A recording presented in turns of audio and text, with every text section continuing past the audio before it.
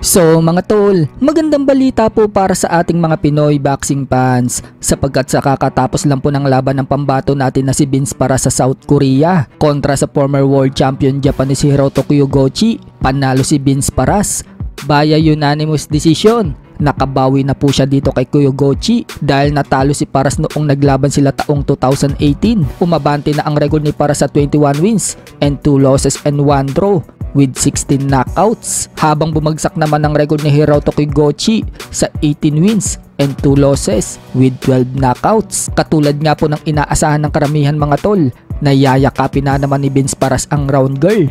Ganyan nga po ang ginawa na naman ni Paras. Tula! Ayaw mo Ano mo? Ako sa pool ulit. Hindi siya makala, hindi makaporma yung Japanese eh. Hindi makaporma yung Japon. Oh, see? Layo! Ayaw sa layo! Padol! Katinga! Vince, pinali ng job niya, Vince! Yun! Yun! Oh, yeah! Oh, sa pool! See, biray mo na!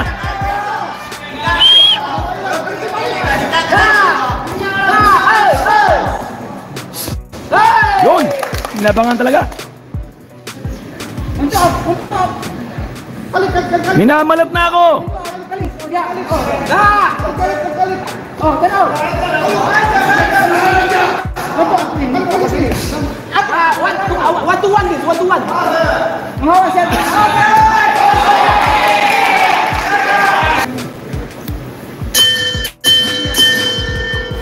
And we go to the scorecard.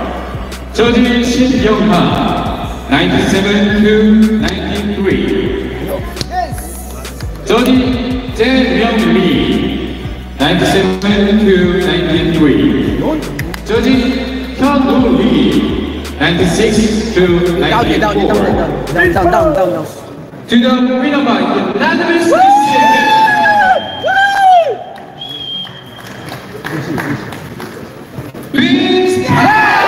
Dahil tapos na ang laban ni Vince Paras, tutungo naman po tayo sa bigating laban na magaganap bukas sa bansang Australia. Yan po ang World Championship sa pagitan ni Vasily Lomachenko versus George Kambosos Jr.